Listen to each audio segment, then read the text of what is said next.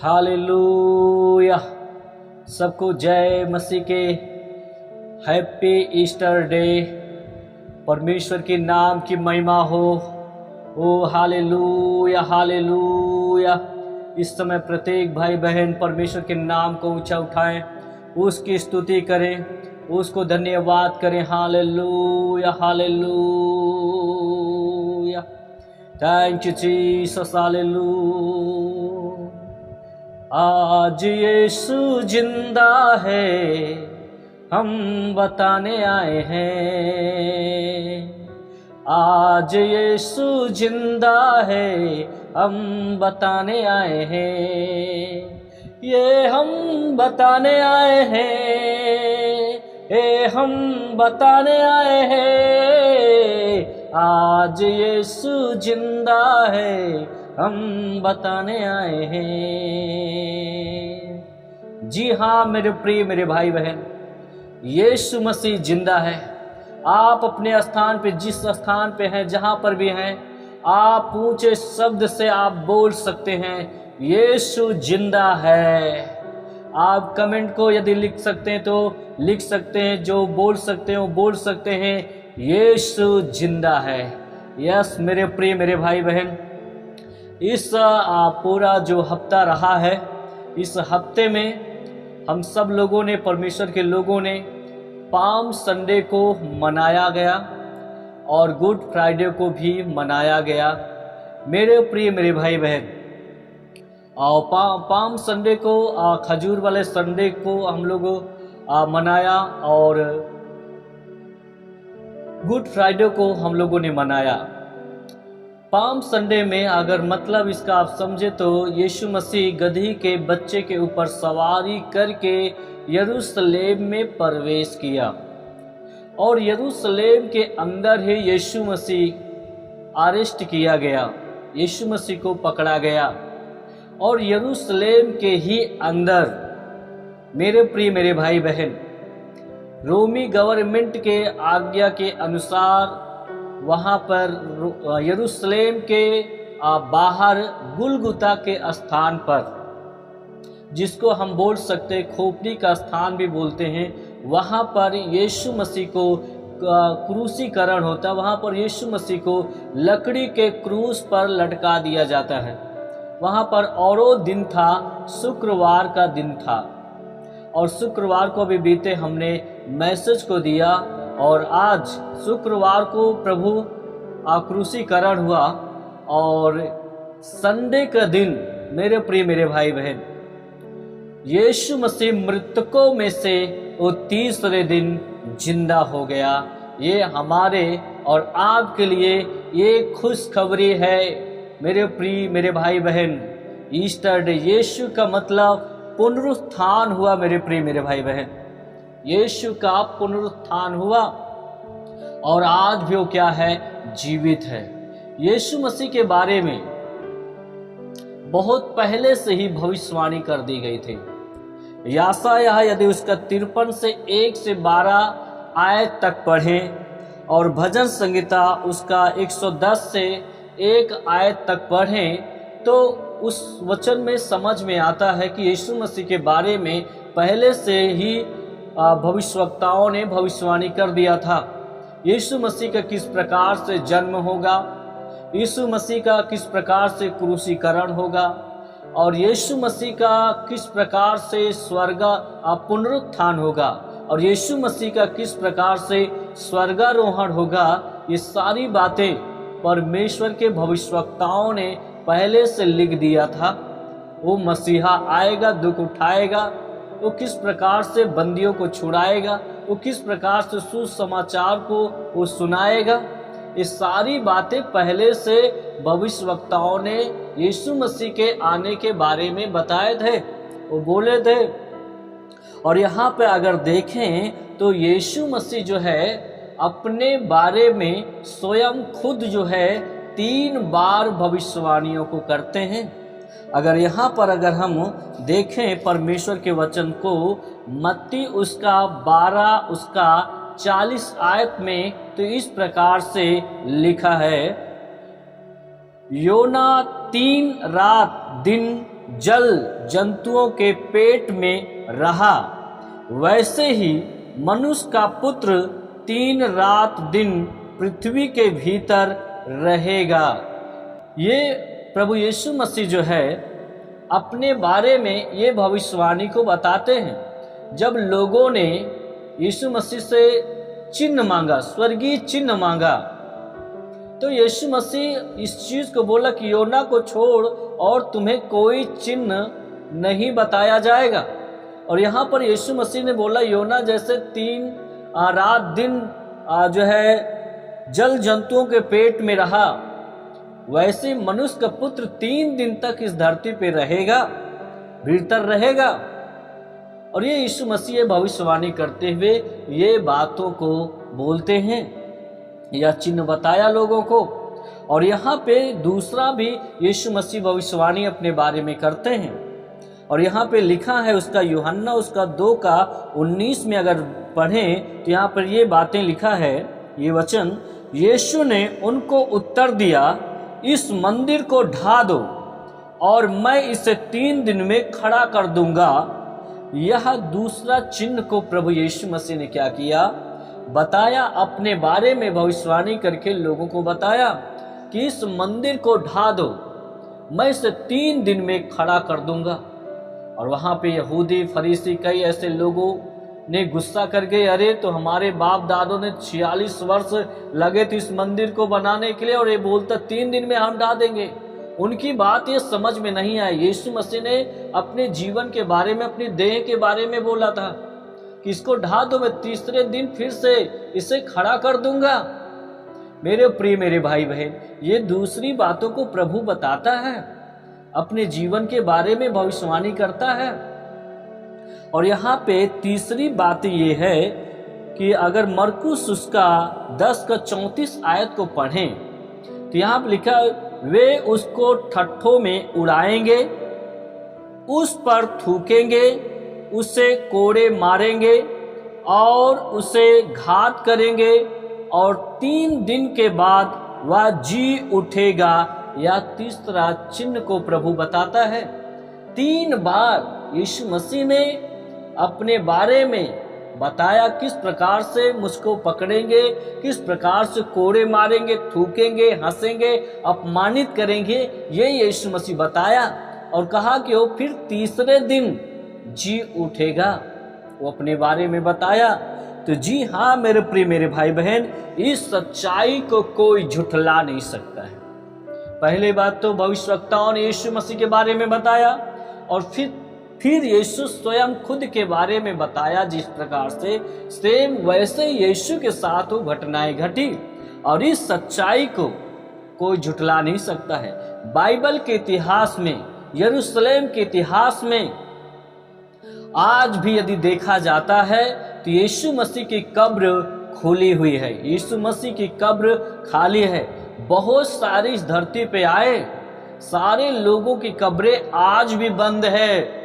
लेकिन ये बाइबल का इतिहास, यरूशलेम का इतिहास में, पूरे इतिहास में ये प्रमाणित होता है कि यीशु मसीह की कब्र आज भी खाली है और वो जी उठा है। इससे ये प्रमाणित होता है मेरे प्रिय मेरे भाई बहन, इस सच्चाई को कोई झुठला नहीं सकता है। वो तीसरे दिन जीवित हो गया, उसका पुनरुत्थान हुआ है। तो आज पूरा दुनिया में आज पूरा पुनरुत्थान का, ईस्टर डे का जश्न मना रहा है। मेरे प्रिय मेरे भाई बहन, ये सच्चाई है कि यीशु मरा। आज बहुत सारे लोग बोलते यीशु मसीह मर गया, अपने आप को बचा नहीं पाया, तो हमें और आपको क्या बचाएगा? बस इतना ही वो कहानी जानते हैं कि यीशु मसीह एक लकड़ी के क्रूस पर मर गया, लेकिन उनके आगे की कहानी को लोगों को मालूम नहीं। कि अगर बाइबल अगर वो पढ़ें, पवित्र शास्त्र को पढ़ें, तब उनकी बात समझ में आ जाएगी। वो मरने के बाद तीसरे दिन जी उठा, मृत्यु को यीशु मसीह ने हरा दिया। आमीन आप बोल सकते हैं। ये सच्चाई है मेरे प्रिय मेरे भाई बहन। वो जीवित परमेश्वर है, वो जिंदा खुदा है जो बातचीत कर सकता है, वो बोल सकता है, वो देख सकता है, आपकी प्रार्थना का वो जवाब देता है यदि आप उस पर विश्वास करें तो। आमीन, हालेलुया। ओ परमेश्वर की महिमा हो, वो पुनरुत्थान की सामर्थ्य यीशु मसीह को जिंदा किया। आप मेरे प्रिय मेरे भाई बहन, आप मुझे जहाँ से भी देख रहे हैं, जहाँ से मुझे आप सुन रहे हैं, परमेश्वर आपको बड़ी बरकत को देने के लिए जा रहा है। आप निश्चय आप शनिवार संडे जो जुड़े रहते हैं लाइव में, आप वचन को सुनते रहते हैं, आप आज्ञाकारिता और अधीनता में रहकर जो सीख रहे हैं, परमेश्वर जबरदस्त तरीके से आपको आशीषित करेंगे और इस्तेमाल करेंगे। तो आइए हम आज ईस्टर से संबंधित परमेश्वर के और वचनों की ओर चलते हैं और मिलकर संगति करते हैं। आज का वचन फिर आपको तरोताजा करेगा यीशु मसीह के सामर्थ्य नाम में।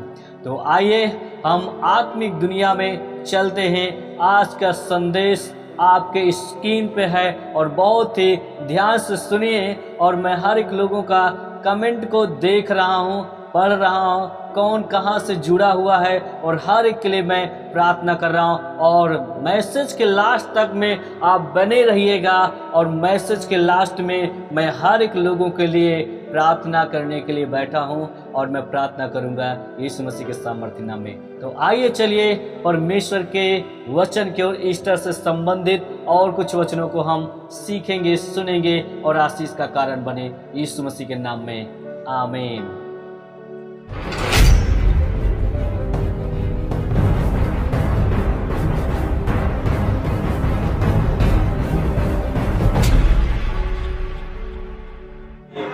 हालेलुया, बोले यीशु मसीह की। इस पुनरुत्थान की सच्चाई को पूरी दुनिया याद कर रही है, इसका जिक्र पूरी दुनिया में किया जा रहा है। और आज इस सेवकाई के साथ साथ भी आज हम यीशु के पुनरुत्थान के बारे में देखेंगे। आमीन, हालेलुया। चलिए यहाँ पे हम सब लोग किसकी सुनने के लिए आते हैं? जोर से बता सकते हैं किसकी सुनने के लिए? हमारा मकसद है कि हम यीशु की सुनने के लिए आए। जब हम यीशु की सुनते हैं तो हमारे जीवन को प्रभु सही डायरेक्शन देता है।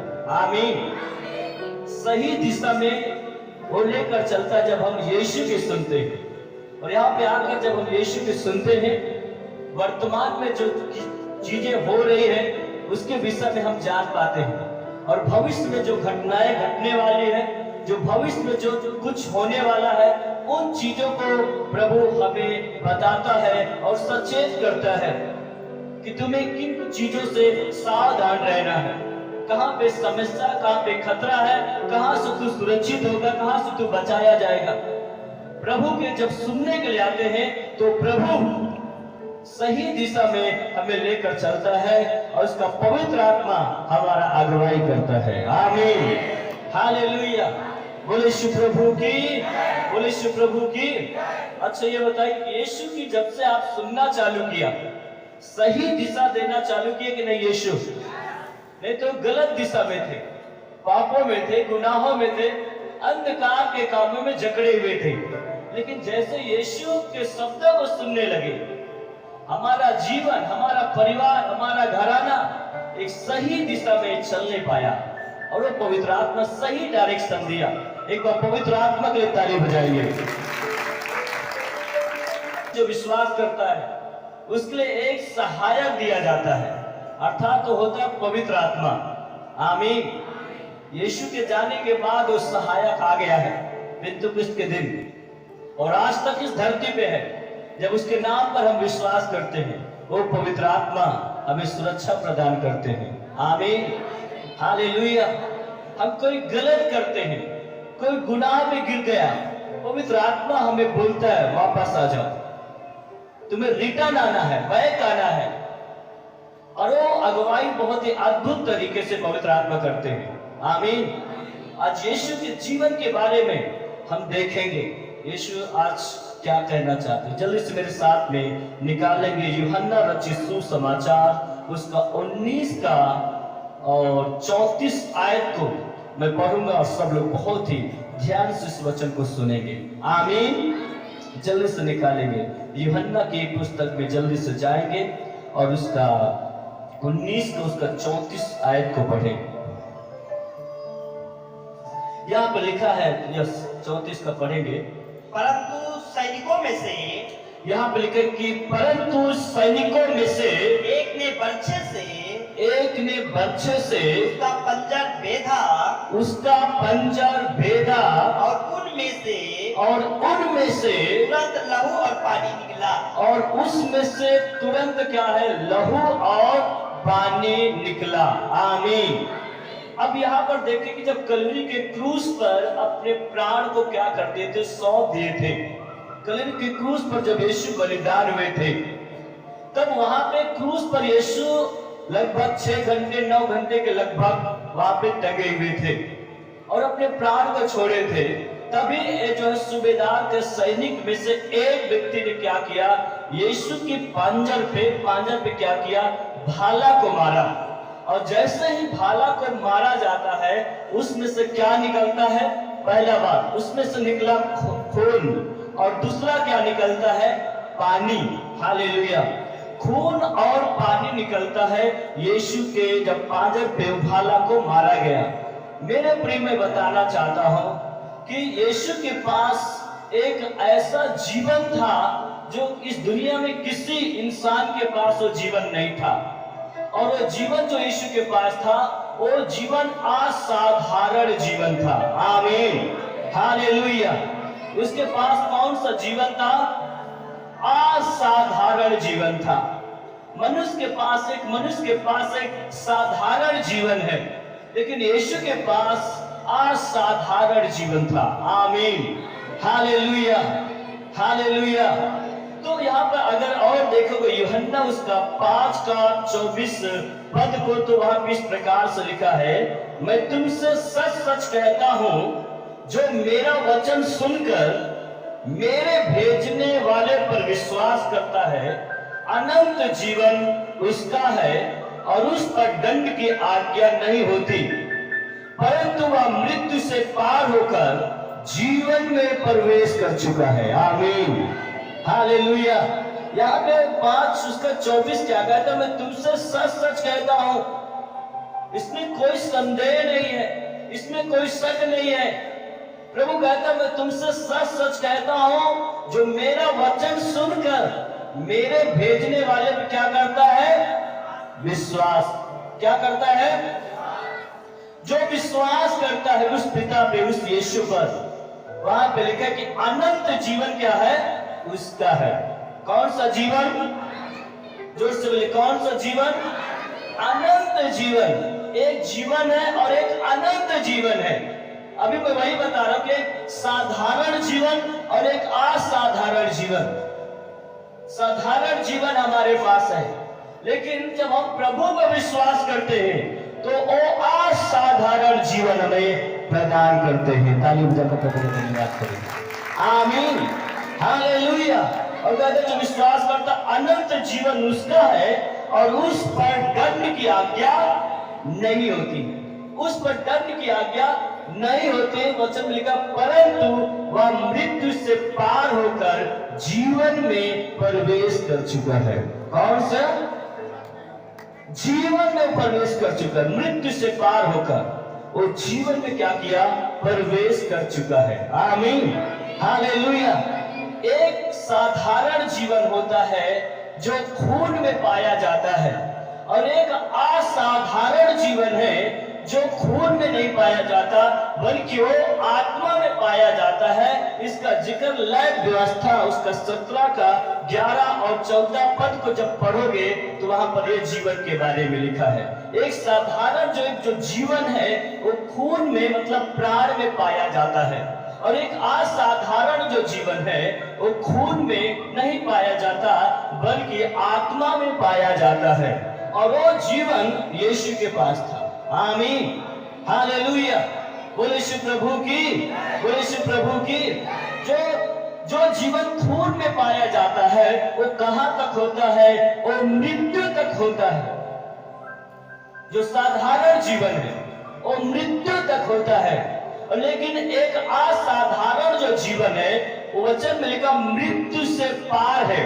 मृत्यु से पार वाला एक जीवन है। हालेलुया, बोले यीशु मसीह की, बोले यीशु मसीह की। एक मृत्यु तक है एक जीवन, और एक जीवन क्या है? मृत्यु से पार का वो जीवन है जिसको बोल सकते हैं असाधारण जीवन। आमीन, हालेलुया। और वो जीवन मालूम है किसके पास था? यीशु के पास था। और वो जीवन किसी के अधीन नहीं हो सकता। वो जीवन किसी के अधीन नहीं है। एक साधारण जीवन, सुनिए मेरी बात को, एक साधारण जीवन पाप के अधीन हो जाता है। एक साधारण जीवन बीमारी के अधीन हो जाता है। एक साधारण जीवन मृत्यु के अधीन हो जाता है, मृत्यु से मार देती है, हाँ या ना? लेकिन एक असाधारण जीवन है, जो असाधारण जीवन जो यीशु के पास था, पाप के अधीन नहीं था, वो सांप के अधीन नहीं था, वो बीमारी के अधीन नहीं था, वो मृत्यु के अधीन नहीं था, बल्कि वो असाधारण जीवन सबको अपने अधीन कर लिया। आमीन। सबको अपने क्या कर लिया? अधीन कर लिया। हालेलुया। उसके पास ऐसा जीवन था, और वो जीवन हमें और आपको प्रदान करता है विश्वास के द्वारा। आमीन, हालेलुया। और यीशु मसीह की, और यीशु मसीह की। बाइबल के अंदर में मेरे प्रिय मेरे भाई बहन, अगर देखा जाए बहुत सारा यीशु ने चमत्कार को किया, हाँ या ना? अगर देखा जाए, एक याईर की बेटी थी, मरने वाली तो मर गई, और यीशु गया अपने चेलों के साथ, उसको क्या कर दिया? जिंदा कर दिया। एक विधवा का बेटा था, नौजवान और मर चुका था, और उसको भी जाकर यीशु ने क्या किया? उस विधवा के बेटा को भी जिंदा किया। यहां तक कि 4 दिन का मरा हुआ लाजर को यीशु ने क्या कर दिया? जिंदा किया। आमीन। मरे हुए लोगों को यीशु ने क्या कर दिया? जो साधारण जीवन को मृत्यु मार दिया था, और यीशु गया उनको क्या कर दिया? जिंदा किया। हाँ या ना? हालेलुया। हो सकता है कि आप बहुतों में से, आप में से बहुत सारे लोग मरने वाले थे। डॉक्टर ने जवाब दिया, अगर शायद आज यीशु को ना पाया होता तो ये जीवन कब के खत्म हो गया होता। लेकिन वो जीवन आपको प्रदान किया है। और यहाँ पे देखेंगे, ये जो है याईर के बेटे को जिंदा किया, उस नौजवान को जिंदा किया, लाजर को जिंदा किया, बड़े आश्चर्य कर्मों को किया।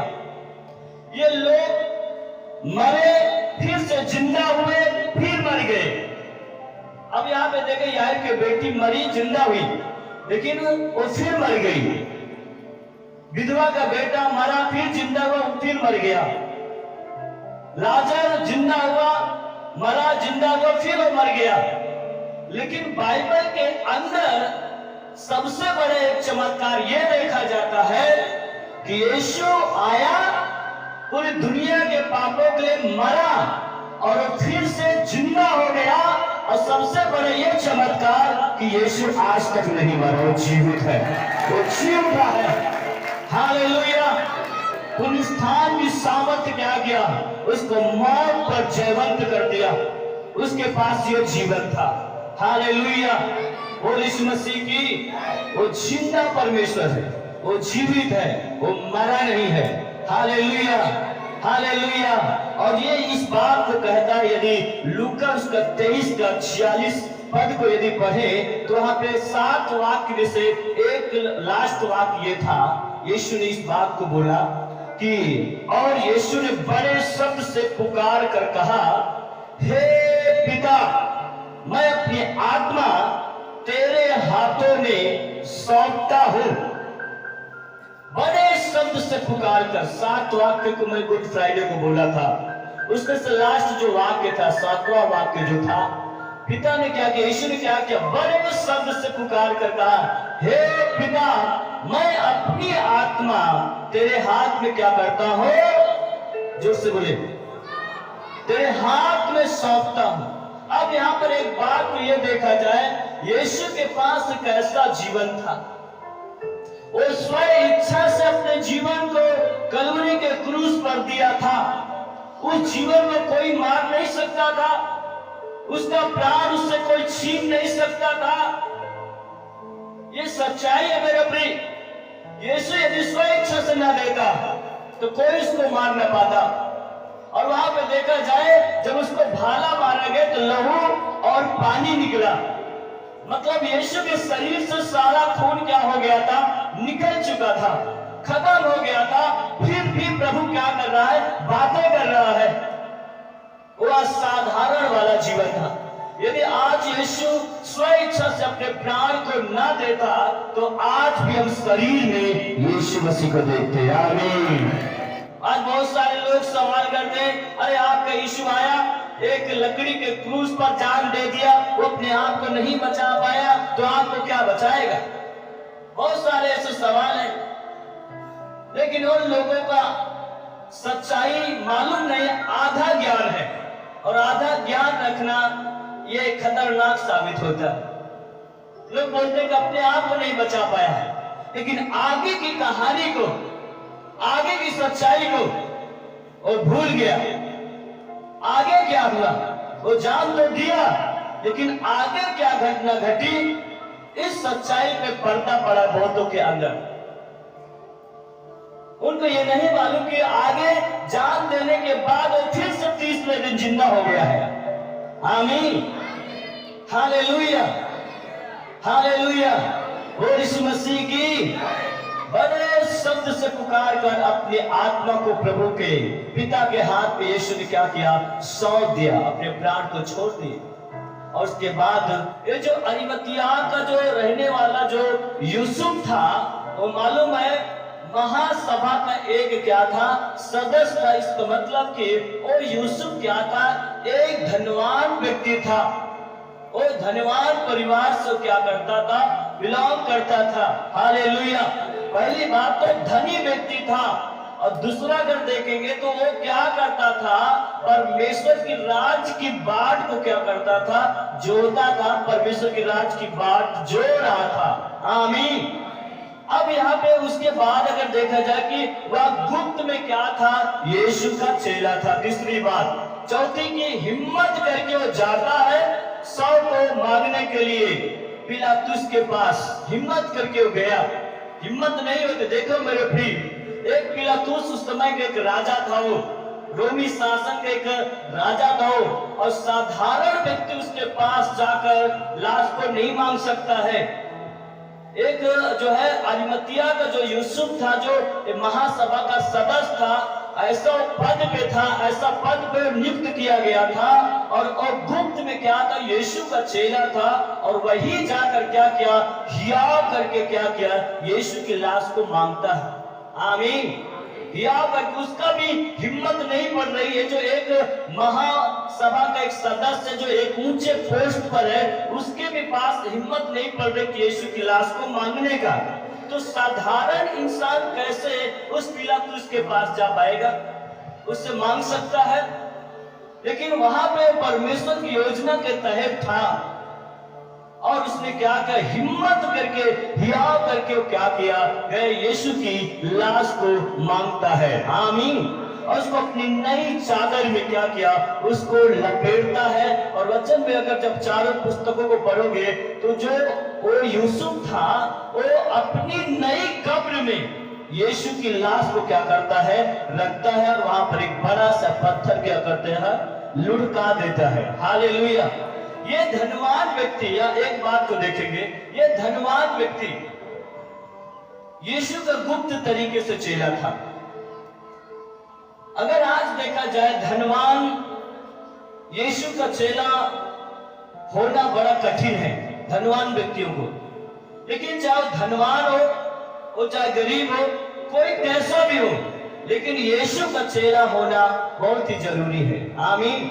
वो चाहे गरीब चाहे धनवान कैसा भी हो, लेकिन उससे यीशु का चेला, यीशु का शिष्य, यीशु का बेटा बेटी होना बहुत ही जरूरी है। आमीन। तभी हम परमेश्वर के राज में स्वीकार किए जाएंगे। और ये क्या करता, परमेश्वर की राज की बाट जोड़ रहा था। आमीन। धनी भी व्यक्ति था, लेकिन परमेश्वर की राज क्या कर रहा था, बाट को जोड़ रहा था। आज हम किसकी राज की बाट जोड़ते हैं? आज हम किसकी राज्य की ओर अपने ध्यान को किया हुआ है? बहुत सारे लोग संसार के राज्य की ओर अपने ध्यान को लगा बैठा है। परमेश्वर के राज्य की ओर किसी का ध्यान है ही नहीं है। संसार के राज्य में ओर जा रहा है, उसका ध्यान है। लेकिन यह व्यक्ति जो था वो परमेश्वर के राज्य की बाट को क्या कर रहा था, जोड़ रहा था।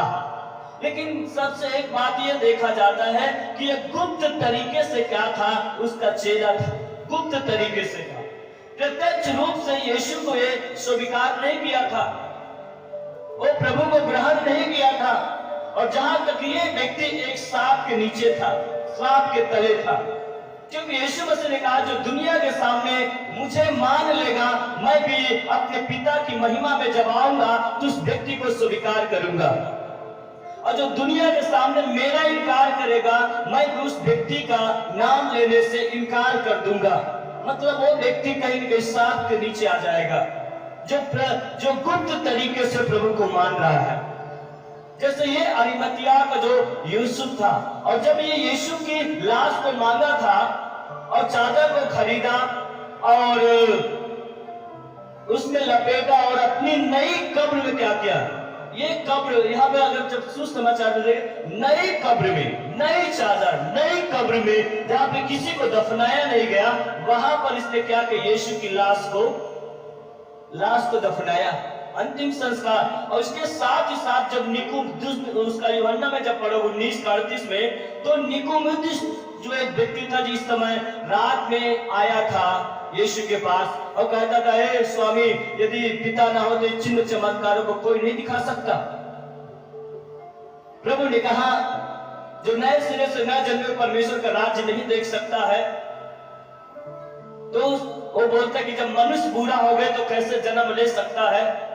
तो उसको और सरल करके प्रभु बताया कि जो जल और आत्मा से न जन्मे परमेश्वर के राज्य में प्रवेश नहीं कर सकता। जो शरीर से जन्मा शरीर है, जो आत्मा से जन्मा वो आत्मा है। तो यहूदियों का गुरु होकर इन बातों को नहीं समझता, लेकिन एक बात अवश्य है, तुझे नया जन्म लेना जरूरी है। और वो रात को आया था, प्रत्यक्ष रूप से नहीं आया था, खुलकर नहीं आया था, उसको भी समाज का डर था। लेकिन जब यीशु जब कलोनी के क्रूस पर बलिदान हुआ और निकुमुदिस और यूसुफ ये गुप्त तरीके से थे, और जब यीशु की लाश को जब मांगा ये, तो उसके साथ साथ निकुमुदिस भी वहां पे गया था उस सुगंधित वस्त्र को लेकर उसके अंतिम संस्कार करने के लिए। तब वो लोग प्रत्यक्ष रूप से खुलकर दुनिया के नजर में वो आया, अपने आप को प्रमाणित किया कि हाँ, मैं भी यीशु का चेला हूं, मैं भी प्रभु को विश्वास करता हूं। तब वो लोग क्या किया, सांप से वो बाहर आ पाया। आमीन।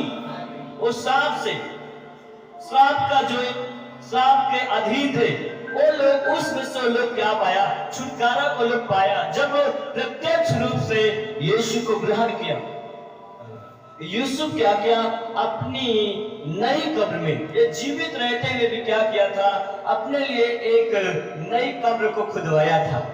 कितना आश्चर्यचकित बात है, आश्चर्य की बात है कि नहीं, कि एक जीवित रहते हुए व्यक्ति क्या है, अपनी कब्र को खोदे। हाँ, आश्चर्य कि नहीं, अजीब बात है कि नहीं। लाश कब खोदी जाती है, वो गड्ढे कब खोदी जाती है, मतलब कब्र जब इंसान मर जाता है। लेकिन ये क्या था, पहले से खोद कर तैयार किया था। यूसुफ अरिमतिया का रहने वाला, अगर अभी चाहे कोई जीवित व्यक्ति अपनी कब्र को खोदने के लिए, तो कहेगा पागल हो गया क्या, उसको भगा दे, जब मरने के बाद खोदी जाती है और तू जीवित खोद रहा है। इसका मतलब है परमेश्वर के राज को बांट और जोड़ रहा था। इसका मन संसार में नहीं, वो परमेश्वर के राज्य की ओर लगा था। इसको यह मालूम था संसार में इसका मन नहीं, एक ना एक दिन मुझे जाना पड़ेगा, इससे मैं मरूंगा, अपने परिवार के लिए पहले से इंतजाम कर लूं। और कई जगह पे केरला में अगर देखा जाए, जो मसीही लोग होते हैं एक ही कब्र में पूरा दादा नाना सब उसी में अंतिम संस्कार करेंगे। वो पत्थर का होता है, उसको बढ़िया से बनाई, बहुत गहराई में। कफन बॉक्स में जब कोई मरेगा तो उसको एक के ऊपर डालते चले जाएंगे, अलग से नहीं खोदेंगे। ऐसे भी जगह पे है। Hallelujah, hallelujah. और ये व्यक्ति ने क्या किया था, अपनी लाश को, नई कब्र को, जहां पे किसी को दफनाया नहीं गया था, वहां पर यीशु की लाश को क्या किया, रख दिया। आप सुनिए मेरी बात को, अपनी नई कब्र को ये यूसुफ क्या किया, प्रभु के लिए दे दिया। अब दूसरे शब्दों में एक चीज को मैं ये कहना चाहता हूं कि आप सब कुछ, आपका बेस्ट जो कुछ है, अगर आप प्रभु को अर्पण कर देते हो, प्रभु के हाथ में सौंप देते हो, तो परमेश्वर उसका कई गुना प्रतिफल देगा, स्वर्ग के राज्य में प्रवेश किया जाओगे। आमीन। उस सांप से तुम बाहर आ पाओगे। प्रत्यक्ष रूप से प्रभु को स्वीकार करना, रात में नहीं, प्रत्यक्ष रूप से, गुप्त में नहीं। ये लोगों ने गुप्त में थे, लेकिन ये एक समय आके प्रत्यक्ष रूप से आ गया। बहुत सारे लोग यदि गुप्त में हैं, मात्र आता है बगल वाला कोई जान ना पाए प्रभु को, मैं मात्र जानूं, नहीं तो समस्या खड़ी हो जाएगा। अगर ऐसा आज तक विचार है तो मैं कहता हूं कि आपको प्रत्यक्ष रूप से आना पड़ेगा यदि सांप से, बीमारी से, उस समस्या से आजाद होना चाहते हो। यहाँ पे एक बात का ध्यान से सुने। जब सप्ताह का दिन था, भोर ही को ये कुछ बहनें जो थी, मरियम याकूब की बहनें जो है, सलोमी ऐसे करके महिलाएं थी, और सुगंधित वस्तुओं को क्या करती, मोल लेकर यीशु की कब्र की ओर जाती है, भोर को ही। सुनिए मेरी बात को। और जब ये बहनें जा रही थी, सुगंधित वस्तु किस लिए लेकर जा रही, यीशु के शरीर पे क्या करे, उसकी लाश पर उस सुगंधित वस्तु को क्या करे, मले। वो लोगों ने सोचा कि यीशु की लाश से बदबू आने लगी होगी, ऐसा चल के हम सुगंधित वस्तु को क्या करते हैं, उस पे डालते हैं। और ये बहनें जो है आपस में चर्चा करते हुए ये जा रही थी रास्ते में, और चर्चा क्या कर रहे थे कि हमारे लिए कौन इस बड़े पत्थर को लुढ़काएगा। ये चर्चा करे, सुनिए मेरी बात को, ये चर्चा करके कि कौन हमारे लिए पत्थर को लुढ़काएगा, ये एक, इनको एक चिंता थी, इनके अंदर ये बातें उत्पन्न थी। कौन है जो, भाई हम तो औरत लोग हैं, इतना ताकत नहीं है, इतनी शक्ति नहीं कि उस पत्थर को हटाएं हम, क्योंकि वो पत्थर बहुत बड़ा पत्थर है। और ये लोग ऐसे करके चर्चा करते हुए जा रहे थे, ये पीछे नहीं हट रहे थे। ये चर्चा के बहुत बड़ा पत्थर है, कौन हटाएगा।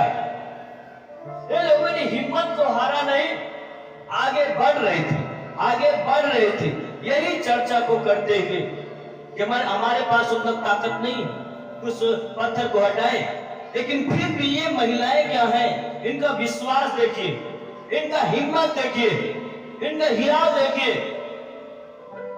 ये औरत होने के बावजूद भी जाती कि कौन हटाएगा, ये चिंताएं थी, आगे बढ़ रही थी। लेकिन जैसे ही वहां पे पहुंची ये महिलाएं, वहां पे जैसे यीशु की कब्र पर पहुंची तो वचन में लिखा कि ओ पत्थर पहले से लुढ़का दिया गया है। आमीन, हालेलुया, हालेलुया। मेरे प्रिय भाई बहन, हम बहुत सारी चिंता करते हैं, हमारा बीमारी कैसे जाएगा, हमारा परिवार कैसे ठीक होगा, हमारा बेटा हमारी बेटी कैसे ठीक होगी, हमारा खर्च कैसे भरा जाएगा, मैं कब आजाद हो पाऊंगा, कब मैं अच्छा जीवन जी पाऊंगा, मेरा कब घर बन पाएगा, मैं कब एक अच्छा से नौकरी कर पाऊंगा। बहुत सारे लोगों के अंदर ये सवाल है। लेकिन मैं आपको एक बात को बोलना चाहता हूं, यदि आप हियाव, हिम्मत, विश्वास के साथ आप यीशु के साथ में बढ़े, यीशु के साथ में चले, विश्वास के साथ, तो पहले से प्रभु इसको इंतजाम कर देगा। आमीन। पहले से उन चीजों को सही कर देगा, जिस चीज की आप सोच रहे थे, जिस चीज की आप चिंता कर रहे थे, उन चीजों को पहले से प्रभु कर देगा, आप लोग सरल कर देगा। मैं कई चीजों को ये बताता हूं कि जब आप अपने आप को प्रभु के सामने रखते हो विश्वास के साथ, तो कई चीजों जो कठिनाई से मिलने वाली होती है, उन चीजों को प्रभु क्या कर देता है, सरल कर देता है। जिन चीजों में हम रात दिन मेहनत करते हैं, दौड़ते हैं, उन चीजों को प्रभु सरल कर देता जब हम प्रभु के साथ में विश्वास के साथ चलते हैं। और ये बहने क्या किया, विश्वास तो चल रहे थे, कौन पत्थर हटाएगा इतना बड़ा पत्थर, लेकिन जैसे ही वहां पे गया तो वचन में लिखा वो पत्थर पहले से स्वर्गदूतों को पिता ने भेजा और उस पत्थर को हटा दिया। आमीन, हालेलुया, हालेलुया। ओ देखो, ओ पहले से पत्थर हटा, वो चकित हो गई। जैसे चकित हुई तो आप लोग क्या देखते कि उस बड़े पत्थर पे श्वेत वस्त्र पहने हुए स्वर्गदूत बैठा हुआ है। और लोग क्या घबरा गए, चंबित हो गए। और उस स्वर्गदूतों ने कहा, तुम क्यों डरती हो, क्यों अचंबित हो गई हो? तुम नाजरत के यीशु को जो क्रूस पे चढ़ाया गया है उसको क्यों ढूंढती हो? वो तो यहाँ नहीं रहा, अपने वचन के मुताबिक तो जिंदा हो गया है। हालेलुया। तुम जीवितों को मुर्दों में क्यों ढूंढती हो? वो मुर्दा में नहीं है, वो जी उठा है। आमीन। यीशु क्या हो गया है? जी उठा है। ये पुनरुत्थान की सच्चाई है मेरे प्रिय भाई बहन। वो मरा जरूर था कलवरी के क्रूस पर पूरी दुनिया के हमारे पाप के लिए, लेकिन उसने क्या किया, फिर से तीसरे दिन अपने वचन के मुताबिक जी उठा है और आज वो जीवित है। आमीन। वो आपके मध्य में रहता है, वो आपसे बातें करता है और आपकी सुनता है, आपकी प्रार्थना का जवाब देता है, वो आपके संग संग में है। इसलिए आज जब यीशु के नाम से प्रार्थनाएं की जाती है, हजारों की मात्रा में लोग चंगे हो जाते हैं, जीवन पा जाते हैं, छुटकारा को पा जाते हैं। ये पुनरुत्थान की सामर्थ्य है। आमीन। वो जिंदा परमेश्वर है, जीवितों से आशा है, मरे हुए से कुछ आशा नहीं है। वहां पे स्वर्गदूत बोले, तुम क्यों जीवितों को मुर्दों में ढूंढ रही हो? आज वो जीवित परमेश्वर को लोगों ने क्या किया, मुर्दों में ढूंढ रहे हैं। जीवित पिता को मुर्दों में ढूंढ रहे हैं, उनको पहाड़ों में ढूंढ रहे हैं, ईंट कंक्रीट में, पेड़ों में ढूंढ रहे हैं, लेकिन उनको सच्चाई है नहीं मालूम कि परमेश्वर जीवित है। आमीन, हालेलुया। बोल यीशु मसीह की, बोल यीशु मसीह की। वो कोई मूरत, कोई सूरत में नहीं है, वो जी उठा है। विश्वास करें, वो आपके अंदर है। आमीन। इसलिए मंदिर का पर्दा फट गया था कि यीशु आपके अंदर आ जाए। हालेलुया। वो बाधाएं दूर हो जाए। जो हम जंगलों में, वनों में ढूंढ रहे हैं, वो आपके पास आ चुका है, वो जीवित है। हालेलुया। बोल यीशु मसीह की, बोल यीशु मसीह की। क्यों डरती हो? आप डरिए नहीं, आप भयभीत मत होइए।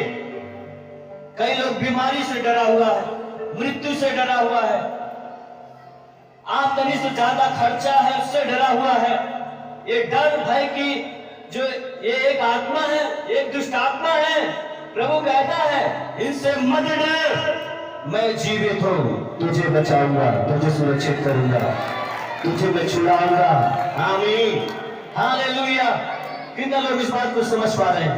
मत डरिए, आपका पिता यीशु जीवित है।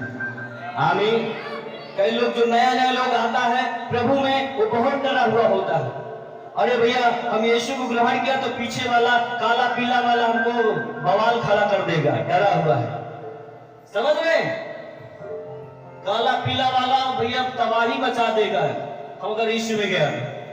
अरे उसकी क्या मजाल, उस सर्वशक्तिमान जीवित परमेश्वर के सामने कुछ नहीं है। आमीन, हालेलुया। अंधविश्वास में मत रहिए, वो जिंदा परमेश्वर पे आप विश्वास करिए, ताकि आप स्वर्ग के राज में प्रवेश कर दिए जाओ। स्वर्ग के राज में आप प्रवेश आपको मिल जाए। आमीन। यहीं तक आप सीमित न रहो, वो जीवित परमेश्वर पे आप विश्वास करिए। कई लोगों ने तो कहा, अरे यीशु मरा, ओ कहानी खत्म। उनको ये सच्चाई नहीं मालूम कि यीशु मरकर तीसरे दिन जिंदा हुआ और आज भी जीवित है। अपनी आंखों को खोले, अंधविश्वास में न रहे। यीशु मसीह जीवित है। आमीन। और जीवित होने के बाद अब ध्यान सुनिएगा, सारे चेले एकदम भयभीत थे, और एक क्या है, कमरे में क्या कर रहे थे, बंद सारे चेले क्या कर रहे हैं, बैठे चिंता में है।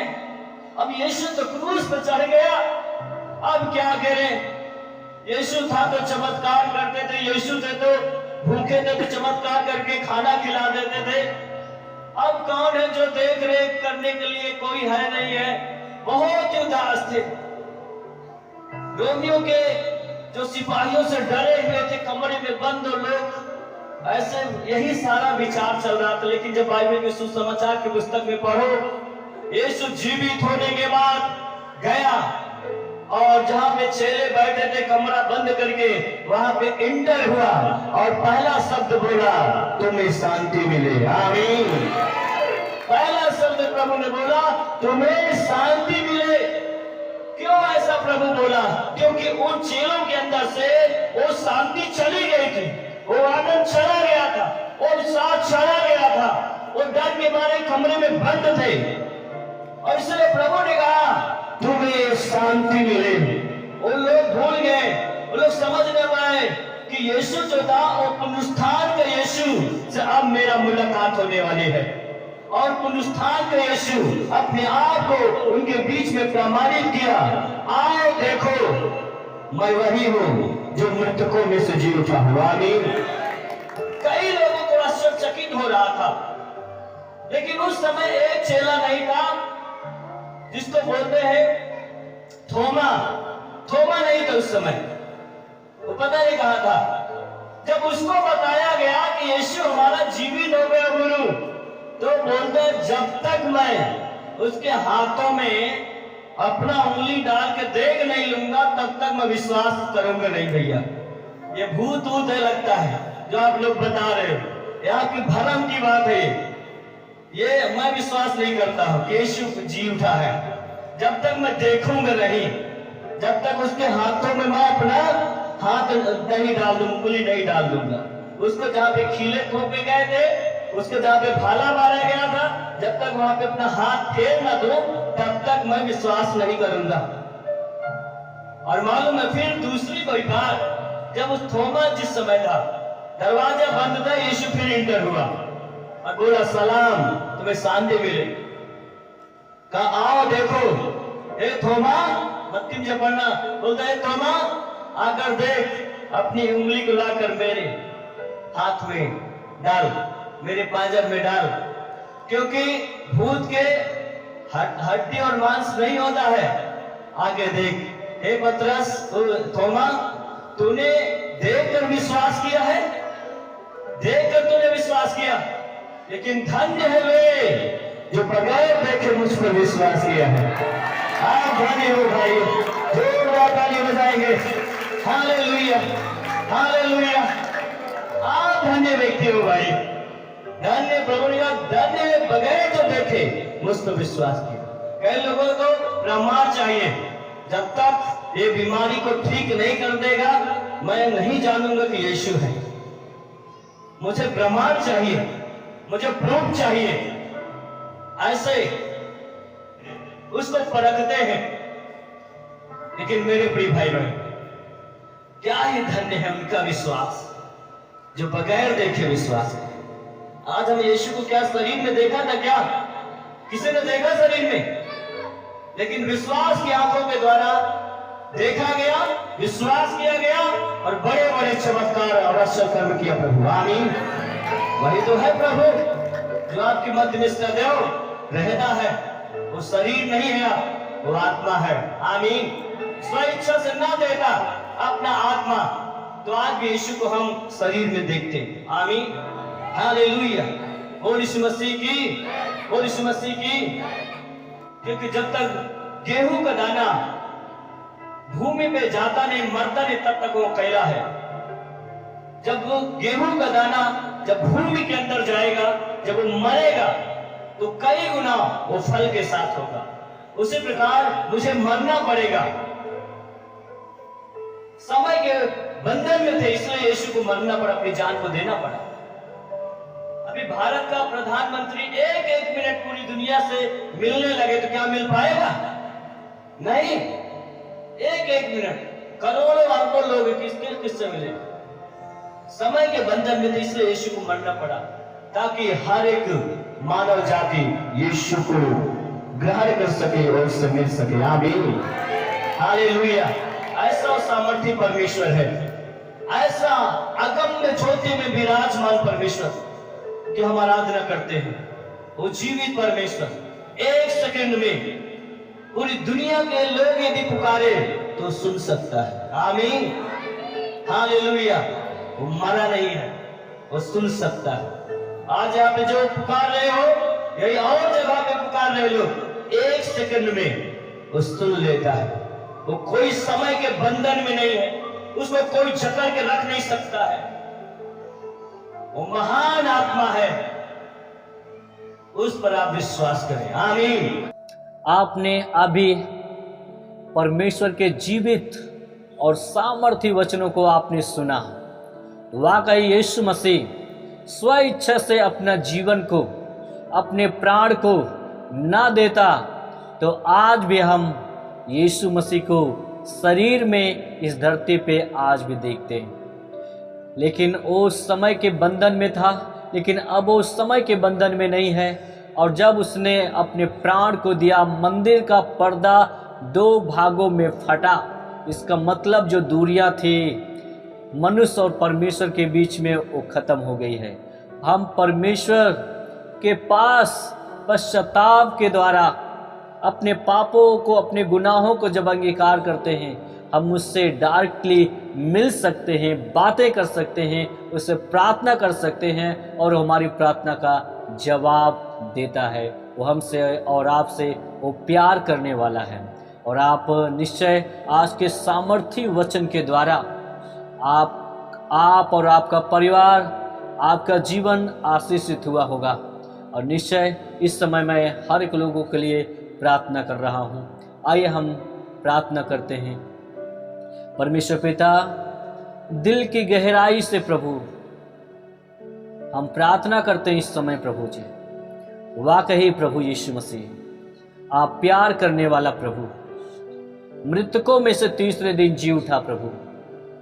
हर एक लोग इस समय अंगीकार करें, हे प्रभु मैं पापी इंसान हूँ, मेरे पापों के लिए, मेरे गुनाहों के लिए आप इस धरती पे आकर मेरे लिए जान दिया और फिर से तीसरे दिन जिंदा हुआ। मैं ये अंगीकार करता हूँ प्रभु यीशु मसीह कि आप परमेश्वर के इकलौते बेटे हैं, पुत्र हैं। मेरे लिए इस धरती पे आकर मेरे लिए जान दिया। मैं अपने जीवन को तेरे हाथ में समर्पित करता हूँ। आप जी उठे हैं प्रभु, मृतकों में से जीवित हैं प्रभु, और आज भी प्रभु हमें सुन रहा है प्रभु। जी हाँ मेरे परमेश्वर पिता, आप सुनने वाला परमेश्वर है। आज जितने लोग प्रभु इस समय प्रभु जुड़े हैं, संगति में हैं प्रभु, तेरे इस ईस्टर के पुनरुत्थान की सच्चाई को जान पाए हैं, सुने हैं प्रभु। पूरी दुनिया में ये लोग जाकर इस सच्चाई को बता सकें प्रभु। मैं प्रार्थना करता हूं इस समय में प्रभु, हर एक लोगों को प्रभु आप छुए प्रभु। यहाँ पे जितने लोग कमेंट कर रहे हैं प्रभु, जितने लोग जुड़े हैं प्रभु जी, हर एक भाई बहन के जीवन को आप छू ले प्रभु जी। उनके जीवन में क्या समस्या है, क्या प्रॉब्लम है, ये मैं ही नहीं जानता, लेकिन प्रभु आप जानता है। आप जहां पर हैं, जिस स्थान से मुझे देख रहे हैं, परमेश्वर आपके हर एक उन बातों को जानता है जो आपको आवश्यकता है। और मैं परमेश्वर के दास होने के नाते हर एक लोगों के लिए प्रार्थना कर रहा हूं। अब भी इस समय शरीर के हिस्से में जो भी बीमारी है, जो भी प्रॉब्लम है, उसको मैं डांटता हूं, निकल जाए यीशु मसीह के सामर्थ्य नाम में। अब राइट नाउ पिता यीशु के नाम से बाहर जाए। पुनरुत्थान की जो सामर्थ है, हर एक को वो जीवन दे रहा है। पुनरुत्थान की सामर्थ हर एक को चंगा कर रही है। पुनरुत्थान की सामर्थ हर एक को हील कर रहा है। अब आप विश्वास करें, आप अंगीकार करें, आप भी अपने छुटकारे को लीजिए।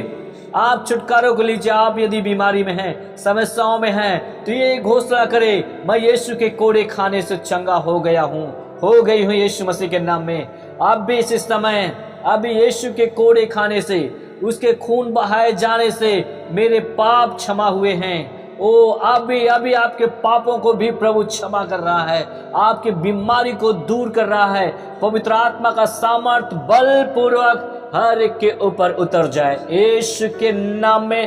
अबे यीशु के नाम में चंगे हो जाओ। पिता मैं दुआ करता हूँ हर एक के जीवन आशीषित हो प्रभु, इनका परिवार, इनका जीवन, इनका बिजनेस आशीषित होने पाए यीशु के सामर्थ्य नाम में।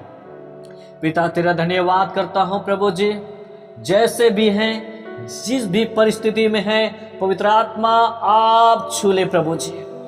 बहुत सारे लोगों को जीवन में बहुत सारी निराशाएं हैं, बहुत सारी हताशाएं प्रभु जी, उनके जीवन की निराशाएं दूर हो जाए प्रभु।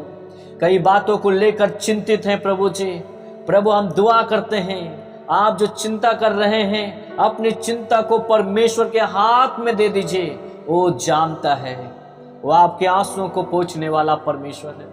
अब इस समय प्रभु मैं दुआ करता हूँ जितने लोग इस समय जुड़े हैं प्रभु, कहीं न कहीं जो दुख में है, पीड़ा में है प्रभु जी, दुष्ट आत्मा के सताए हुए लोग हैं प्रभु, आप इस समय प्रभु जी पुनरुत्थान की सामर्थ उन्हें चंगा करे। Yes lord, hallelujah hallelujah. ओ भाई ओ बहन के जीवन पे पवित्र आत्मा आपका नियंत्रण हो जाए। वो शरीर प्राण आत्मा आपका पवित्र मंदिर है, उन बीमारियों को मैं आदेश करता हूं बाहर निकल जाए। परमेश्वर के पवित्र मंदिर में दुष्ट का, बीमारी का कोई अधिकार नहीं है, वो बाहर जाए यीशु के सामर्थ्य नाम में। आपके बच्चों को पवित्र आत्मा छुए। ओ लॉर्ड हालेलुया, आपके बिजनेस को पवित्र आत्मा छुए।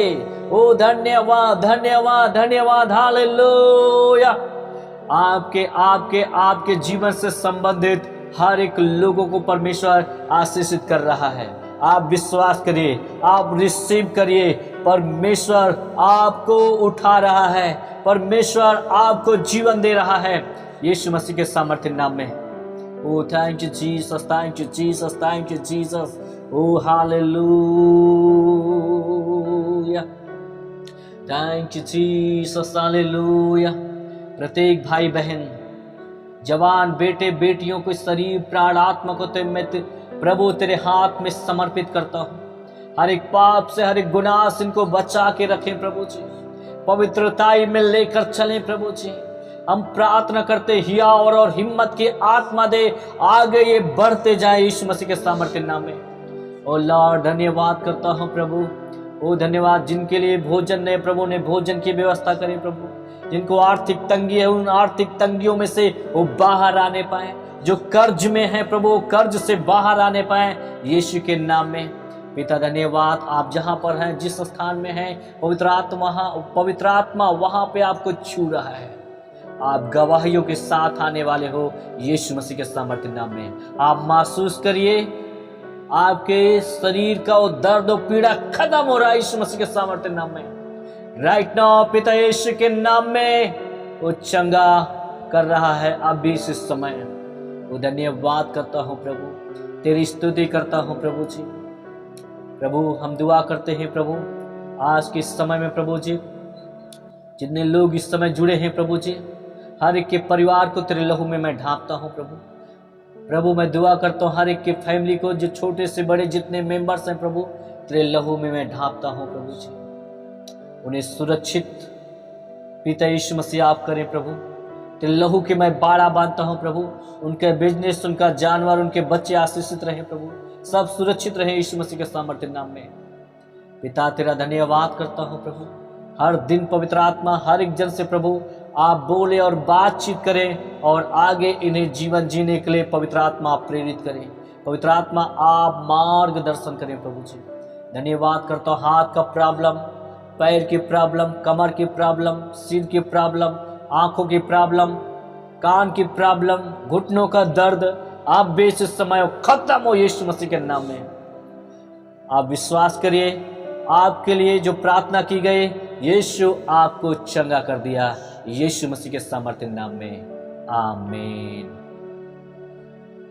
Thank you. बहुत बहुत परमेश्वर आपको आशीष दे और निश्चय आपने शुरू से अंत तक प्रार्थना और वचन में बने रहकर आपने आशीष को आपने प्राप्त किया है। और ज़रूर हम फिर शनिवार को और संडे को लाइव आएंगे 8 बजे से, और तैयार रहिएगा। और जिनको मालूम नहीं है इस मीटिंग का, उनको भी मैं आपको जिम्मेवारी देता हूँ, उनको भी आप उत्साहित करें, उनको बताएं, ताकि वो लोग भी जुड़कर आशीष का कारण बन सके। अगर आप दूसरों को शेयर करते, दूसरों को आप बताते हो, तो इसका मतलब कि आप परमेश्वर के वचन का, परमेश्वर की सेवा को और आप आगे बढ़ाने के लिए आप प्रेरित करते हैं। इसके बदले में परमेश्वर आपको बड़ी बरकत दे। और निश्चय जब आपके पास लिंक पहुंचता है, यूट्यूब पर आप देखते हैं, तो निश्चय हर एक को मैं जिम्मेवारी देता हूं, विश्वासी लोगों को जो आपके संपर्क में हैं, आपके पास नंबर है, निश्चय उनके व्हाट्सएप पे आप 5 लोगों को जरूर लिंक भेजकर उन्हें बताएं कि 8 बजे से मीटिंग होने जा रही है, और मिलकर आइए हम सब लोग संगति को करेंगे। और निश्चय जब हम ऐसा करते हैं तो निश्चय एक बड़ी बरकत को परमेश्वर हम सबके जीवन में उंडेलता है। Yes, God bless you. सबको जय मसीह की। अगला सप्ताह हम फिर से मिलते शनिवार संडे में। सबको जय मसीह की। आमीन।